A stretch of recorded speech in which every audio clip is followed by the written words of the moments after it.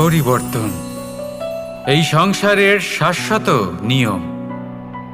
কোনো রাজা নেই যিনি চিরকাল রাজা থাকেন, কোনো ধনী ব্যক্তি নেই যিনি চিরকাল ধনী থাকবেন। এই সংসারে সূর্যের স্থান নেওয়ার জন্য চন্দ্রিমার আগমন ঘটে।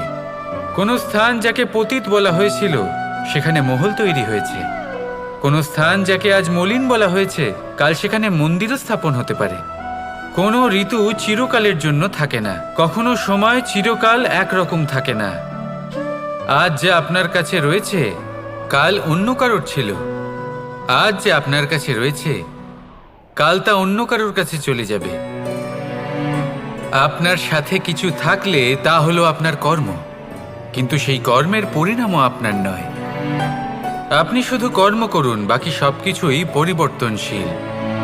কিন্তু সেই পরিবর্তনকে দেখে ভয় পাওয়ার প্রয়োজন নেই, তাকে স্বাগত জানান। যদি আপনি হাসি মুখে সেই পরিবর্তনকে স্বাগত জানান, তাহলে এই পরিবর্তনও হাসি মুখে আপনার সাথে থাকবে। আসুন আমার সাথে ভালোবেসে বলুন, রাধা রাধা। বটবৃক্ষের বীজ সর্ষের দানার থেকেও ছোট হয়, কিন্তু যখন তা নিজের রূপ ধারণ করে তখন তা বিশাল বৃক্ষের আকার ধারণ করে, যা সহস্র বছর ধরে বেঁচে থাকে, ছায়া প্রদান করে, পাখিদের আশ্রয় প্রদান করে, আর দেয় পথচারীদের বিশ্রাম করার স্থান। কেন? কারণ সেই ছোট বীজ তা মাটির ভেতরে গিয়ে নিজের খোলস ত্যাগ করে। অন্ধকারে থাকে সে, যতই আলো আসুক না কেন, যতই বর্ষা আসুক না কেন, সব সহ্য করে। আর তারপরে একটা চারা গাছ অঙ্কুরিত হয়, তারপর ধীর গতিতে একটা বিশাল বৃক্ষতে পরিণত হয়। দেখুন, জীবনে কঠিন সময় আসে, এই জন্য নয় যে আপনি হার মেনে নেবেন, এই জন্য আসে যাতে আপনি ভবিষ্যৎ নির্মাণের জন্য নিজেকে তৈরি করতে পারেন। যদি কঠিন সময়ে আপনি ওই বীজের মতো দৃঢ় হয়ে থাকতে পারেন, তাহলে আপনিও একদিন সেই বিশাল বৃক্ষের মতো নিজের অস্তিত্ব গড়ে তুলতে পারবেন, যা সহস্র বছর পর্যন্ত মনে রাখা হবে। আসুন আমার সাথে ভালোবেসে বলুন, রাধা রাধা। সঞ্চয়। মানুষের যখন থেকে বোধবুদ্ধি হয় সঞ্চয় করতে আরম্ভ করে দেন। সঞ্চয় করতে থাকেন ভোজনের, সঞ্চয় অর্থের, সঞ্চয় শক্তির। নিজের জন্য করেন, নিজের পরিবারের জন্য করেন, নিজের স্ত্রীর জন্য করেন, সন্তানের জন্য করেন, সন্তানের সন্তানের জন্য সঞ্চয় করেন। সঞ্চয় করার জন্য ওনার কাছে অনেক কারণ রয়েছে, কারণ উনি এটা ভাবেন যে এই সঞ্চিত শক্তির জন্য কেউ ওনার কোনো ক্ষতি করতে পারবে না। মানুষ ভুলে যান একটা গুরুত্বপূর্ণ কথা, এই সত্য, উনি এই সংসারে খালি হাতেই এসেছিলেন, আর এখান থেকে ওনাকে খালি হাতেই যেতে হবে। যা এখানকার তা এখানেই থেকে যাবে। আর যদি কিছু ওনার সাথে যায় তা হলো ওনার কর্ম, আর কিচ্ছু নয়। তাই যদি কিছু অর্জন করতে চান তাহলে শুভ কর্ম অর্জন করুন, আত্মশক্তি অর্জন করুন, কারণ পরলোকে এটাই হবে আপনার সম্পত্তি। তাহলে কি এটা আপনি অর্জন করতে চান না? আসুন আর আমার সাথে ভালোবেসে বলুন, রাধা রাধা। সদিচ্ছা। দেখতে গেলে 3 অক্ষরে তৈরি এই শব্দ, কিন্তু সমস্ত ত্রিলোক তার উপরেই আধারিত।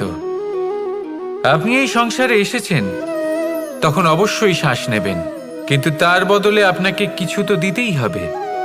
আপনার উপর নির্ভর করছে আপনি কি দেবেন। কি দেবেন এই সংসারকে, এই সমাজকে, নিজের পরিবারকে, আর তার বদলে কি নেবেন? যশ নাকি অপযশ? দেখুন, এক ছিল রাবণ, যে কিনা সমুদ্র পার করলো সীতাকে অপহরণ করার জন্য, আর এক ছিলেন রামচন্দ্র, যিনি সমুদ্র পার করেছিলেন, সেতু বানিয়ে গিয়েছিলেন সীতাকে ফিরিয়ে নিয়ে আসার জন্য। দুজনেই সমুদ্র পার করেছিলেন, শুধু পার্থক্য ছিল সদিচ্ছাকে বোঝার, লক্ষ্যের। অনেক মানুষের যাত্রা একরকম হতেই পারে, কিন্তু আনন্দ তখনই লাভ করবেন যখন লক্ষ্য শুভ হবে, মহান হবে। এই লক্ষ্য দিয়ে এই সংসারের কল্যাণ হবে এবং মানুষের সম্মান হবে। যদি আপনার সংকল্প উচিত হয় তাহলে আপনার লক্ষ্য উচিতই হবে, নয়তো শুধুমাত্র বিনাশ হবে। আর উচিত এটাই হবে যে বিনাশের হাত থেকে যেন নিজেকে বাঁচানো যায়, কি বলেন? তাই জীবনে যে লক্ষ্য স্থির করছেন, মনে রাখবেন তা যেন শুভ লক্ষ্য হয়। যদি এরকম হয় তাহলে আপনার যাত্রা, আপনার জীবন দুটোই শুভময় হবে। আসুন আর আমার সাথে ভালোবেসে বলুন, রাধা রাধা। সুরক্ষা। এই সুরক্ষা আসলে কি? এটা কি কোনো কবচ, নাকি কোনো সীমা? এই সুরক্ষা আসলে অন্য কিছু। আমাদের মাতা পিতা, আমাদের প্রিয়জন, আমাদের বন্ধু, এই সমাজ, আমাদের শুভাকাঙ্ক্ষী, আমাদের আত্মীয়, এনারা সবাই আমাদের জীবনে কোনো না কোনোভাবে সুরক্ষা দিয়ে থাকেন, একটা কবচ দিয়ে থাকেন কোনো না কোনো রূপে। কিন্তু দেখতে গেলে আমাদের পরাক্রমের পথে, আমাদের বীরত্বের পথে, আমাদের সাহসের পথে এই সুরক্ষাই সবথেকে বড় বাধা হয়ে দাঁড়ায়। একবার ভেবে দেখুন, যদি আপনি কোনো সুরক্ষাই না পান, বা যদি আপনি এই সুরক্ষা ভেঙে বাইরে আসতে পারেন, তাহলে আপনার বীরত্ব চরম সীমায় পৌঁছে যায়। কেন? কারণ তখন আপনি জানেন যে এই সংসারের সম্মুখীন আমাদের নিজেদেরই হতে হবে। আপনি বুঝে যান যে শত্রুর সম্মুখীন এবার নিজের বলের দ্বারা, নিজের পরাক্রমের দ্বারা, নিজের সাহসের দ্বারা করতে হবে। আর তখন আমাদের মনের মধ্যে এই শক্তি জাগ্রত হয়। এই শক্তি অন্তরেই বসবাস করে। শুধু এটা চিনে নিতে হবে, একে জাগ্রত করতে হবে। আর এটা সুরক্ষা ভেঙে যাওয়ার পরেই সম্ভব হয়। আর যারা নিজের শক্তি সম্পর্কে জানেন, যিনি নিজেই জানেন তিনি কতটা শক্তিশালী, তিনি নিজেই নিজের সুরক্ষা কবচ চিরকালের মতো ভেঙে ফেলে দেন, ঠিক কর্ণের মতো। আর তারপরে দেখুন, আপনার পরাজয় হোক বা বিজয়ী হোক না কেন, সেটাই অনেক বড় হয়, সেটাই প্রশস্ত হয়ে থাকে। সেই জন্য ত্যাগ করুন নিজের ভয়কে, নিজের আশেপাশের এই সুরক্ষা চক্রকে ভেঙে ফেলুন। আর সম্মুখীন হন এই সংসারের, নিজের শত্রু সম্মুখীন হন। পরাক্রমের এই অঙ্কুর, তা অঙ্কুরিত হওয়ার জন্য বীজের উপরের এই কবচ, এটা ভেঙে যাওয়া অতি আবশ্যক। আসুন আমার সাথে ভালোবেসে বলুন, রাধা রাধা। কর্ম এবং ফল। দেখতে গেলে এই সমস্ত ব্রহ্মাণ্ড এই দুইয়ের মাঝেই স্থির হয়ে আছে। মানুষজন কর্ম করেন ভালো ফল লাভের আশায়, আর ভালো ফল লাভের আশায় উনি এটাই ভুলে যান যে উনি যে কর্ম করছেন তা কি করছেন। আমি বলেছিলাম কর্ম করুন ফলের চিন্তা না করে, কিন্তু কি কর্ম করছেন সেই বিষয়ে ভাবাটাও অত্যন্ত আবশ্যক। নয়তো অনেক সময় আমরা এমন কর্ম করে ফেলি যা না চাইতেও বিষে পরিণত হয়। যা হয়েছে দুঃশাসনের সাথে, দুর্যোধনের সাথে, গুরু দ্রোণের সাথে। একজনের মানসিকতা উচিত ছিল না, একজনের বিবেক উচিত ছিল না, আরেকজন যে পক্ষ নির্বাচন করেছিলেন সেই পক্ষ উচিত ছিল না। আর যা কিছু ওনাদের সাথে হলো, আপনার, আমার, আমাদের সকলের সাথে তা হতে পারে। আমি বলেছিলাম কর্ম করুন, ফলের চিন্তা করবেন না, কিন্তু এই কর্মের বিষয়ে বিচার করে দেখাটাও ততটাই আবশ্যক। দেখুন, কর্ম করার উচিত প্রক্রিয়া ফলের চিন্তা না করা, কিন্তু যদি আপনার কর্ম শুভ হয় তাহলে তার ফলও নিয়তি আপনাকেই দেবে। সর্বদা কর্ম করার সময় এটা ভাবুন যে আপনার এই কর্ম এই সংসারকে, এই সমাজকে, আপনার পরিবারকে, আপনার আশেপাশের মানুষজনকে কোন দিশায় নিয়ে যাবে। যদি এটা সবার জন্য মঙ্গলময় হয় তাহলে কর্ম করতে থাকুন। আর হ্যাঁ, নিশ্চিত রূপে ফলের চিন্তা করবেন না। আসুন আমার সাথে ভালোবেসে বলুন, রাধা রাধা। যখন আমরা হাঁটতে থাকি আর আমাদের পায়ে কাঁটা বিঁধে যায়, তখন মুখ দিয়ে আহ বেরিয়ে আসে, কান্না চলে আসে, আর অনেক সময় অভিশাপও বেরিয়ে আসে। কিন্তু আমরা কি কখনো এটা এইভাবে দেখেছি, এইভাবে ভেবেছি যে আমরা যে পথে চলেছি সেই পথে কাঁটা বিঁধেছে, নাকি আমরা সেই পথ নির্বাচন করেছি যাতে শুধুই কাঁটা রয়েছে? নাকি আমরা এভাবে ভেবে দেখেছি যে এই কাঁটা আমাদের কষ্ট দিতে এসেছে, নাকি এটা আমরাই বিছিয়ে রেখেছিলাম? সাবধান থাকা উচিত ছিল, কারণ কাঁটা বিঁধলে যন্ত্রণা হবে, চিৎকার করে ফেলতে পারি, মুখ থেকে অভিশাপও বেরিয়ে আসতে পারে। কিন্তু এই অভিশাপ শুধুমাত্র আমাদের তরফ থেকে অভিশাপ হয়, সামনের ব্যক্তিটির ওপরও নির্ভর করে। এবার সেই ব্যক্তি যদি এমন হয় যে ফুল আর কাঁটা এই দুই সমানভাবে গ্রহণ করতে পারে, তার কাছে অভিশাপও বরদানে পরিণত হয়। শেষ পর্যন্ত ব্যাপারটা দাঁড়ায় ভাবনা, চিন্তা, দৃষ্টিভঙ্গির ওপর। কারণ আপনার এই ভাবনাই সত্যি হয়ে সামনে আসে। সেই জন্য এই ভাবনা, চিন্তা, মানসিকতাকে গুরুত্ব সহকারে দেখবেন।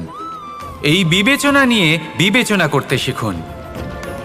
আমার কথার অর্থ হলো যে জীবনে যখন এরকম কিছু একটা ঘটবে তখন ভেবে দেখুন যে এরকম কেন হলো। আপনি কি এমন কোনো কর্ম করেছিলেন যার কর্মফল এটা? এমন কোনো কাজ যা অনুচিত ছিল, অসত্য ছিল, যা অভদ্রতার কারণ ছিল? ভেবে দেখা প্রয়োজন। দেখুন, ইচ্ছে হলো আপনার যে আপনি কি করতে চান। ভাবনা আপনার, সত্য আপনার, জীবন আপনার, সিদ্ধান্ত আপনার। আসুন আর আমার সাথে ভালোবেসে বলুন, রাধা রাধা। সময়, এই সময় আসলে কি? এই সময় একটা সরল রেখা তো কখনোই নয়। সময় হলো একটা চক্র।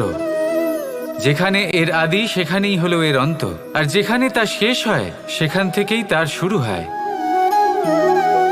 এই সময় একটা অত্যন্ত বিচিত্র চিন্তা, বিচিত্র ভাবনা। এ একটা বিচিত্র বস্তু যা কেউ বুঝতে পারেন না। এই সময়ের লীলা, এর কোনো প্রমাণ নেই, কোনো জ্ঞান নেই, কোনো পরিমাপ নেই। শুধু এটুকু আমরা জানতে পারি, যেখানে শেষ হবে সেখান থেকে একটা নতুন সূচনাও হবে। যা আজ আপনার কাছে আছে কাল অন্য কারোর কাছে যাবে, তারপরে তার কাছ থেকেও অন্য কারোর কাছে যাবে, তারপরে তার থেকেও ছিনিয়ে নেওয়া হবে।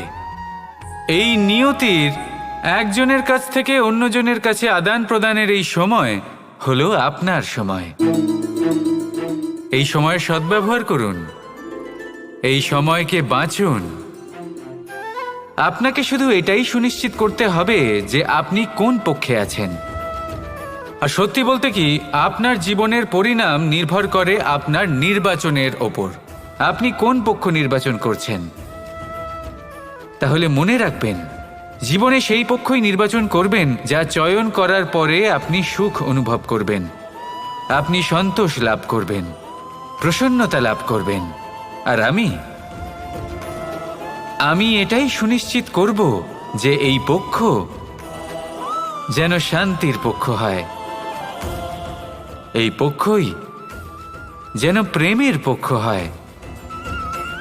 তাহলে চিন্তা করবেন না, আর আসুন আমার সাথে ভালোবেসে বলুন, রাধা রাধা। দৃষ্টি আর দৃষ্টিভঙ্গি, এই সমগ্র লীলা হলো এই দুইয়ের। বিচিত্র হতে পারে, কিন্তু এটাই সত্যি। এবার আপনাকে একটা উদাহরণ দিয়ে বোঝাই। অনেক সময় আপনি কোনো ব্যক্তিকে এটা বলতে শুনবেন যে আমি আমার নিজের উপরে গর্ব করি, আমি নিজেকে নিয়ে গর্ব করি, আমি খুব ভালোভাবে আমার মা বাবার সেবা করি, ওনাদের আমি সবসময় সুখী রাখি, ওনাদের আমি একটা বাড়ি দিয়েছি, সকল সুখ সুবিধা দিয়েছি, ওনাদের জীবনে প্রত্যেক জিনিস দিয়েছি আর দেব যা তাদের প্রয়োজন। এবার আমাকে বলুন যে আপনি কে হন। আপনি হলেন সেই বীজ যা আপনার মাতা পিতা রোপণ করেছেন। আপনার মা বাবাই আপনাকে এই সংসারে জন্ম দিয়েছেন। এবার এইসব কথার কি তাৎপর্য? এই হলো সেই ব্যক্তির দৃষ্টিভঙ্গি। এবার দেখা যাক এই প্রকৃতি আমাদের কি শেখায়। কখনো কোনো গাছকে দেখবেন, যখন সেই গাছে ফল আসে, সে মালিকে এটা বলে না যে দেখো আমি তোমাকে ফল খেতে দিচ্ছি। সেই বৃক্ষ এটা বলে না যে দেখো আমি তোমায় আহার করতে দিচ্ছি। কারণ ও জানে যে এটা হলো সেই মালির পরিশ্রম, এটা হলো তারই কর্মের ফল, আর এটা তারই পাওয়া উচিত। সে বলে যে তোমার জিনিস তোমাকেই অর্পণ করলাম, এ আমার জিনিস নয়।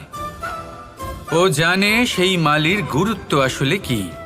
এটা হলো তার দৃষ্টিভঙ্গি। সেই জন্য আপনি জীবনে কোন ব্যক্তির মধ্যে, কোন পশু পাখির মধ্যে, কোন প্রাণীর মধ্যে, কোন পরিস্থিতিতে, কোন আবেগের মুহূর্তে কি দেখতে পাচ্ছেন, সেটা আপনার দৃষ্টিভঙ্গির উপরে নির্ভর করছে। তাই নিজের মনে ধন্যাত্মক ভাব জাগ্রত করুন, শুভ চিন্তা নিয়ে আসুন। এই ভাবনাই সত্য হয়ে সামনে আসবে। এই দৃষ্টিভঙ্গি এমন হয়ে যাবে যে আপনার জীবনে সবকিছুই শুভ হবে। তাহলে আসুন আর আমার সাথে ভালোবেসে বলুন, রাধা রাধা। প্রতিশোধ অথবা কাউকে দুঃখ দেওয়ার ভাবনা, যদি এটা আপনার মনে থাকে তাহলে আপনি নিজের মনেই যন্ত্রণার একটা বিশাল বৃক্ষ রোপণ করছেন, এটা মনে রাখবেন। কারণ কাউকে দুঃখ দেবার এই ভাবনা, এটা হলো সেই বীজ যা আপনার মনেই পতিত হবে, আপনার মনেই অঙ্কুরিত হবে, আর আপনার মনেই একটা বিশাল বৃক্ষরূপে বেড়ে উঠবে। জীবন আপনার, কর্ম আপনার, কাউকে দুঃখ দেবার ভাবনা আপনার ছিল, এই বৃক্ষ হলো আপনার, তাই এর ফলও আপনিই পাবেন, যা গ্রহণও আপনাকেই করতে হবে।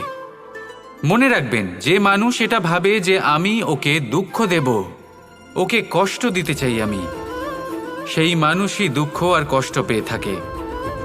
যদি সেই জায়গায় আপনি এটা ভাবেন যে আমি কাউকে সুখী করে তুলতে চাই, কাউকে সুখ প্রদান করতে চাই, তাহলে তারও বীজ আপনার মনেই রোপণ হবে, বৃক্ষে পরিণত হবে, যার ফলও আপনিই পাবেন।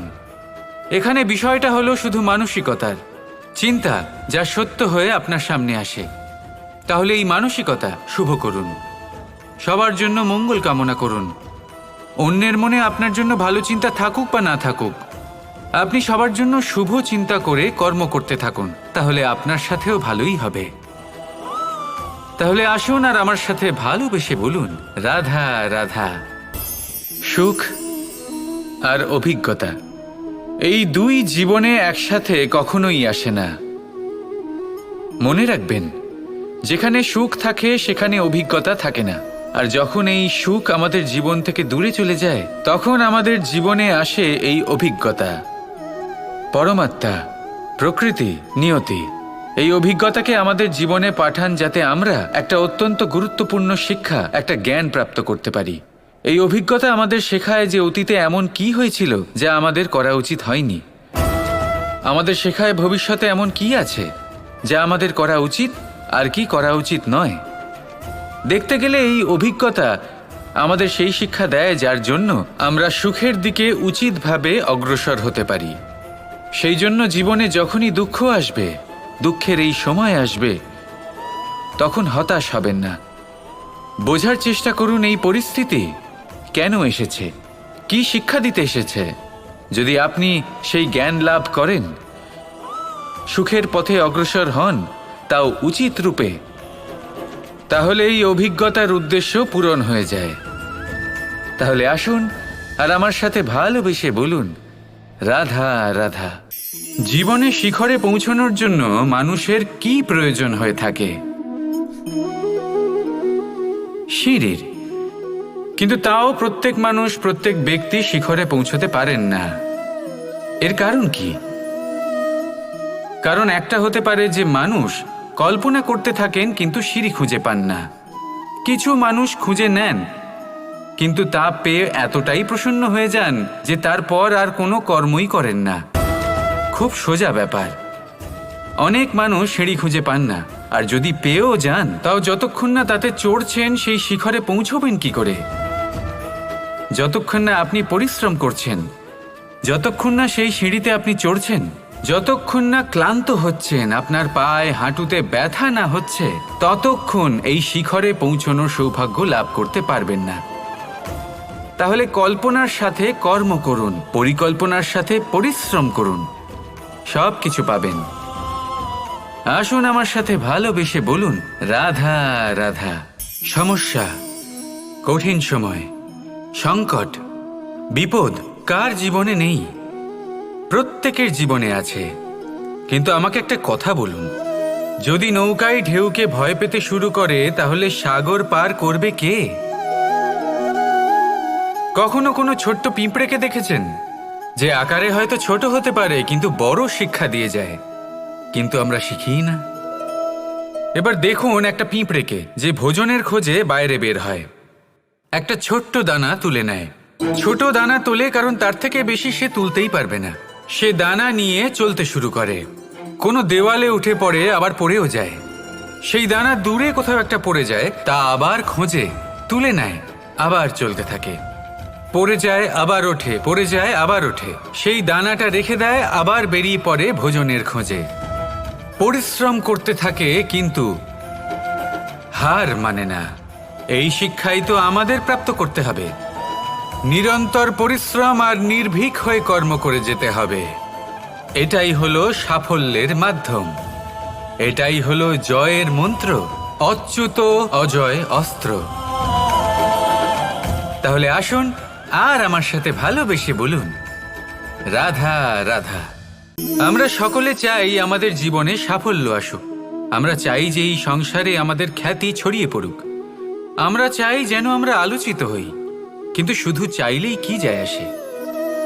যদি এই সংসারে আলোচিত হতে হয় তাহলে পরিচিত হতে হবে পরিশ্রমের দ্বারা। যতক্ষণ না আপনারা পরিশ্রমের সাথে পরিচিত হবেন, সাফল্যের সাথে পরিচিত হবেন না। সংঘর্ষ করতে হবে প্রতিদিন, প্রতি বছর। জীবনের সব পরিস্থিতিতেই হয়তো নতুন নতুন বাধা আসবে, নতুন নতুন বিঘ্ন ঘটবে। কিন্তু এটা আবশ্যক নয় যে সমস্ত বিঘ্ন বিনাশের জন্য আসবে। কিছু বিঘ্ন আপনার পথ প্রশস্ত করার জন্য আসবে, আপনার পথ পরিষ্কার করার জন্য আসবে। যদি আপনাকে উদাহরণ দিই, যখন বন্যা আসে, বাড়ি ঘর ভেসে যায়, তখন আমরা হতাশ হয়ে পড়ি, আমরা দুঃখী হয়ে পড়ি। কিন্তু সেই বন্যাই আমাদের সেই ধরিত্রীকে এত উর্বর করে তোলে যে সেই উর্বর অংশ কাজে লাগিয়ে আমরা সেরকম আরও 10টা বাড়ি বানাতে পারি। তাহলে ধন্যাত্মক থাকুন আর যে কোনো সংঘর্ষের জন্য প্রস্তুত থাকুন। জীবনে অনেক দূর যেতে পারবেন। তাহলে আসুন আমার সাথে ভালোবেসে বলুন, রাধা রাধা। জীবনে কখনো কখনো আমরা সেই পরিস্থিতিতে ফেসে যাই যখন আমাদের মনে হয় যে আমাদের নতুন কিছু একটা করতে হবে, কিন্তু আমরা করতে পারি না।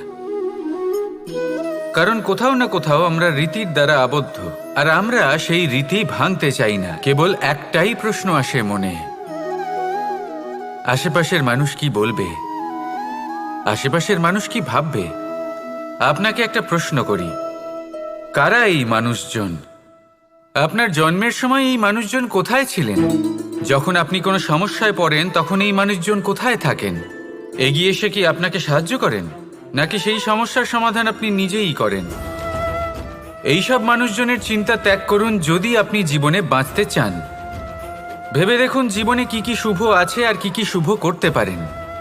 যদি তা স্রোতের বিপরীতে হয় তাহলে সংঘর্ষ করুন, কিন্তু এইসব মানুষজনের কথা ভাববেন না। ভেবে দেখুন জীবনে আপনি কি কি শুভ কাজ করতে পারেন। এটা ভাবুন যে আপনি কখনো এমন কোনো কাজ করে ফেলেননি তো যার জন্য কারো হৃদয় আহত হয়েছে। শুভর দিকে নিজের চিন্তা কেন্দ্রীভূত করুন, আপনার জীবনে সব কিছু শুভই হবে।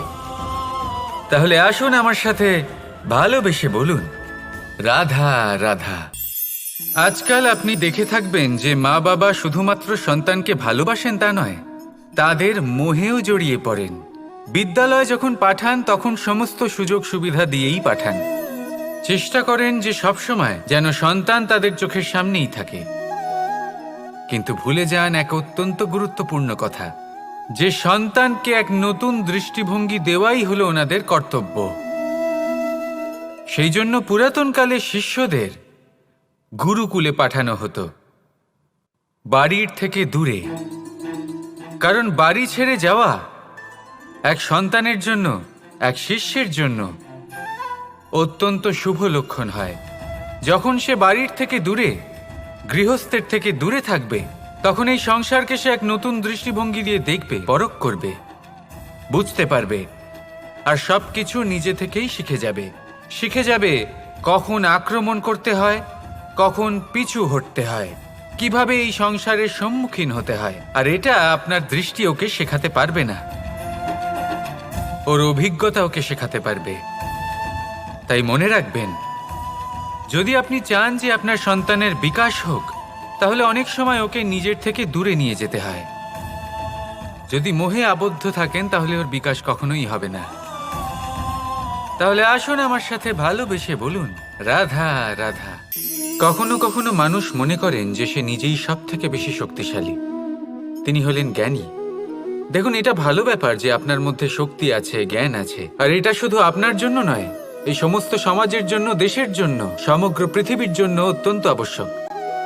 কিন্তু এই কথাটাও বোঝা অত্যন্ত আবশ্যক যে এই জ্ঞান যেন কখনো অহংকার না হয়ে ওঠে। যখন মানুষের মধ্যে জ্ঞান থাকে তখন সে রাম হয়ে ওঠে। রাম, যিনি সমুদ্রের বুকে সেতু বানিয়েছিলেন, বানর সেনার দ্বারা রাক্ষস রাজকে পরাজিত করেছিলেন, আর চিরকালের জন্য সবার কাছে আদর্শ হয়ে উঠেছিলেন। আর যদি মানুষের মনে অহংকার জন্মায় তাহলে সে রাবণ হয়ে ওঠে। দেশে বিদেশে যতই খ্যাতি থাকুক না কেন সে রাক্ষস হয়ে ওঠে, নিজের সাথে সাথে সমস্ত কুলের বিনাশ করে বসে।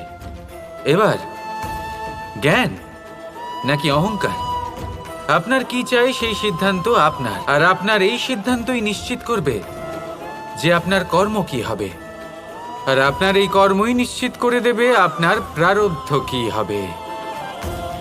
তাহলে শুভ কর্ম করুন আর আমার সাথে ভালোবেসে বলুন, রাধা রাধা। আপনি কখনো পাখিদের দেখেছেন?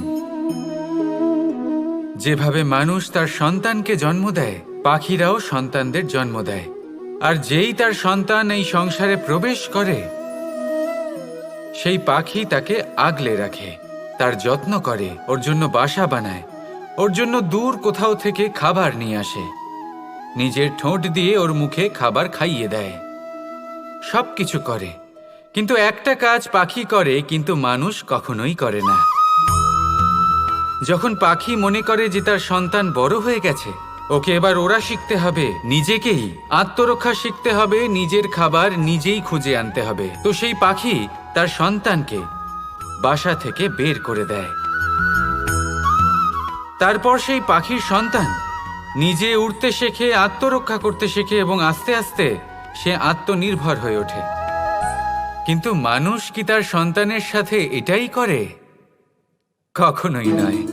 মানুষ তার সন্তানকে নিজের সাথে বেঁধে রাখে, সব সময় তার লালন পালনের, তার দেখাশোনার ব্যবস্থা করে রাখে, আর এটাই ভাবেন যে আমি হলাম ওর পালনকর্তা, ওর খেয়াল রাখা তো আমার কর্তব্য।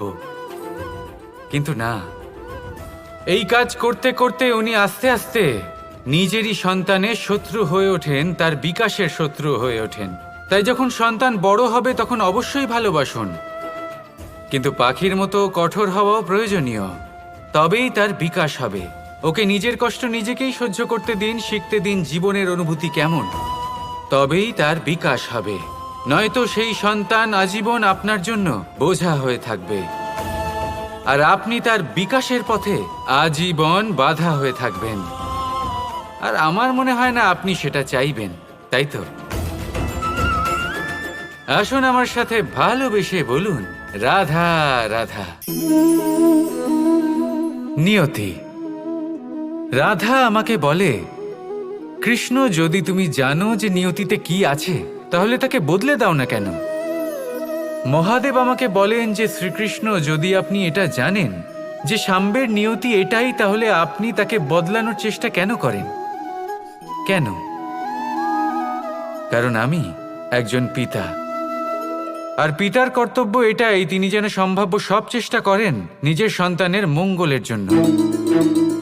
নিয়তি আমি জানি, কিন্তু এটাও আমি জানি যে কর্মের থেকে বড় আর কোনো নিয়তি হতে পারে না। অভিজ্ঞতাও রয়েছে যে কর্মের হাতে নিয়তির এই চক্র বদলে যেতে পারে। তাই জীবনে যদি আপনার কখনো এমন মনে হয় যে এটা তো অসম্ভব, তখনও চেষ্টা করা কখনোই ছাড়বেন না। কে বলতে পারে আপনারই কর্মের কোনো এক বীজ হয়তো নিয়তির চাকায় আটকে গেল, আর নিয়তিকে নিজের পথ পাল্টাতে হলো, ঠিক কি না? সেই জন্য নিয়তিকে ভাগ্য মেনে নিয়ে চুপ করে বসে থাকবেন না। নিজের নিয়তি স্বয়ং নিজের কর্মের দ্বারা নির্ধারিত করুন, কারণ আপনার এই কর্মের ওপরেই আপনার অধিকার রয়েছে, আর এই অধিকারকে নিয়তি অনেক সময় সম্মানও করে। তাহলে আসুন আর আমার সাথে ভালোবেসে বলুন, রাধা।